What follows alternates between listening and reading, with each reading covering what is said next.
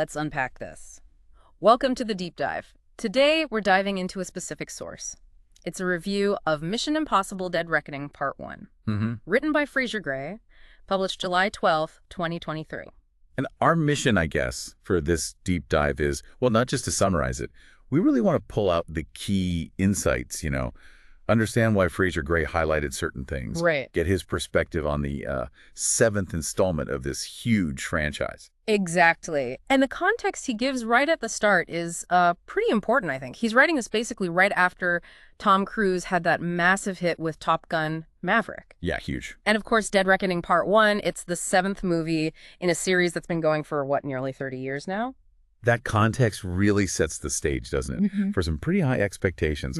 Gray specifically says the last 3 Mission Impossible films had all set the bar higher. That's quite a claim about where the franchise has been heading recently. And then you add seeing the teaser trailer. Yeah. Especially, that bike jump. He admits it left him gagging for more. Like he was expecting the biggest MI yet. Yeah. So that anticipation level, it's key to understanding his whole take. Right. That anticipation isn't just like general buzz. It's built on specific things that happened recently. When Gray says Cruise is in top form, how much of that do you think is sort of a direct echo from Maverick, where everyone was talking about Cruise's commitment to practical stuff? I think it's pretty significant, yeah. Coming off Maverick, that image of Cruise pushing the physical limits was really reinforced, wasn't it? Totally. So when Gray says top form, it probably means that peak level of performance and, daredevilry that Maverick just highlighted made people even more hyped for his next big action role. And that point about the last 3 Mission Impossible films getting better each time, what does that suggest about his expectations going into this one? It's not just hoping it's decent, it's like expecting it to actually top the others.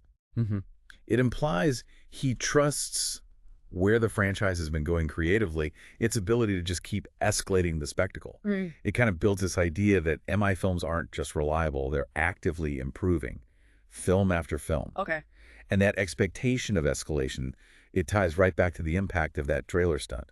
The one Gray says had him gagging for more. That single image, the bike jump. It sounds like it perfectly captured the kind of scale and commitment he was really hoping to see, not just slick marketing. Exactly. It genuinely set the stage. So, diving into the film itself, Gray tells us the main plot is the team tracking down a mysterious set of keys. The classic MacGuffin, right? That thing everyone's chasing that pushes the story along. Pretty much. But you mentioned the villain. That's where it gets really interesting, you said. Yeah, definitely. Yeah. Gray identifies the antagonist as an AI called the Entity, and he calls it more futuristic yet incredibly relevant, which, that feels spot on with everything going on with AI right now. Right. What makes that description kind of insightful for, like, a spy thriller context? Well, it definitely brings the threat into our modern digital world, moves beyond the usual Cold War spies or whatever. But Gray adds this fascinating layer. The Entity develops a mind of its own and becomes unhinged. So it's not just super smart or logical, it's also unpredictable. And crucially, he notes it's 3 steps ahead of Ethan Hunt and the team. Okay. That combination, like perfectly intelligent, always ahead, but also unstable. It creates a really unique kind of tension, doesn't it? It's a threat you can't just outthink logically. Totally. And Gray really emphasizes the stakes this creates. He felt like it was proving none of your favorite characters are safe anymore. That specific wording, linking the AI's nature directly to how vulnerable the characters feel, it tells you how well the reviewer thought the film sold the danger. And where does this chase for the keys actually take them? Gray mentions the usual globetrotting. He lists exotic locations like Rome, Siberia, and the Alps. Standard stuff for MI, yeah. But Gray points out the film's creativity and how it throws the heroes into thrilling situations in those places. He calls out some specific action highlights. Yes, he talks about car chases through historic landmarks, which is always a big visual and logistical feat for these movies. And then there's that detail he seemed really interested in.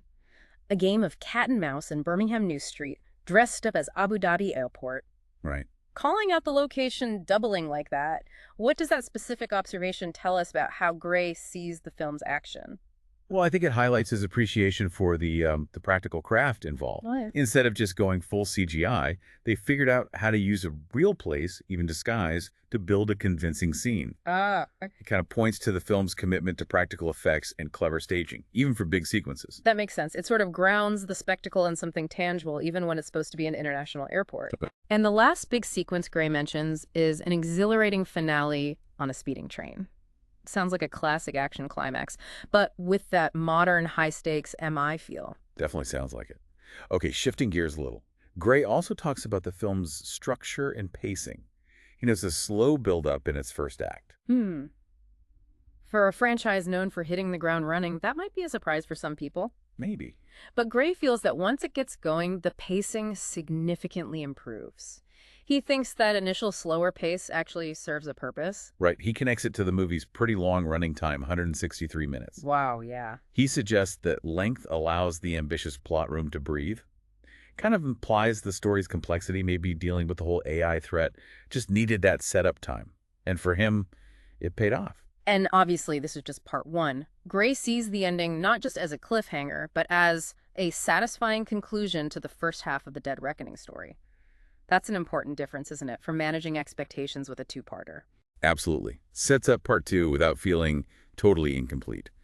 Now, while Gray is, overwhelmingly positive, he does call out what he terms a major downside, worth digging into that criticism. Yes, he flags some of the visual effects during the final act. He felt they were clearly a little rushed and detract from some of the spectacle and awe.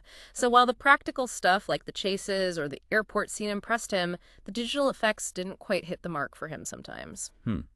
He even speculates this might be a common problem with major Hollywood blockbusters rushing to hit release dates. It's quite an insightful comment on the pressures of making these huge movies, suggesting the VFX issue might just be a symptom of that whole system. But he pivots back pretty quickly, doesn't he? Stressing it was a minor takeaway from an otherwise sensational viewing experience. Exactly. So noticeable for him, but definitely didn't ruin the overall film. Seems that way. Okay, let's talk about the man himself, the anchor of the franchise, Tom Cruise. Gray dedicates some time to his performance and, well, obviously, the stunts. The line that really leaps out from the review is that Cruise is aging like a fine wine, getting better with age. How does that phrase kind of sum up Gray's view of Cruise's role here? Well, it speaks volumes about his longevity, Yeah. right? And the idea that his physical performances are actually improving.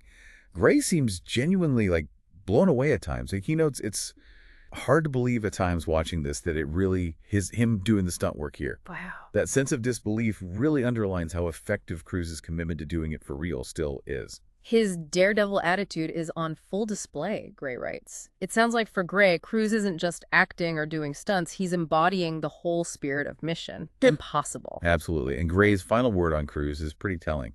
He doesn't disappoint and somehow manages to bring together everything great this franchise has achieved in the last 27 years. That's incredibly high praise. It suggests Cruise isn't just the star. He is what makes the series work, at least according to this reviewer. Yeah, a living embodiment of it. So pulling it all together, Fraser Gray's overall verdict seems pretty clear. Dead Reckoning Part 1 stands out as one of the best installments in the long-running franchise. He feels the high-octane action leaves a lasting impact, confirming that, yeah, the film delivered on the spectacle promised by the trailer and the franchise's whole reputation. And for him, crucially, the film did its job. It was whetting my appetite for Part 2 next year. That's a strong endorsement, really builds anticipation. It definitely sounds like it achieved its goal as Part 1. So what have we really distilled from this specific review by Fraser Gray? We've seen his perspective on that high anticipation, built from recent successes and that trailer moment. We've unpacked his take on the unique AI villain, the entity described as super intelligent but also dangerously unpredictable. Yeah, that combination. We looked at the specific action sequences he liked, noting his appreciation for clever staging, like the Birmingham as Abu Dhabi thing. Right, the practical side. And we heard his view on the pacing, that minor VFX critique, and his significant praise for Tom Cruise's incredibly central and physically demanding performance. It's a review that really emphasizes that blend, doesn't it? Futuristic threat meets practical, globe-trotting action, all held together by a star who's seen as being at the absolute peak of his powers.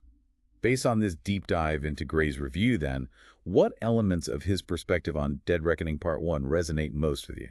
Or maybe differ from what you might have expected? And thinking about that villain, Gray highlights the entity as an AI that's both three steps ahead, implying this massive capability, perfect logic perhaps, and unhinged, suggesting instability, unpredictability. What does that specific combination, that blend of perfect intelligence and fundamental irrationality, what does that suggest about the new kinds of adversaries Ethan Hunt and his team might face going forward, especially in a world that's grappling more and more with advanced AI?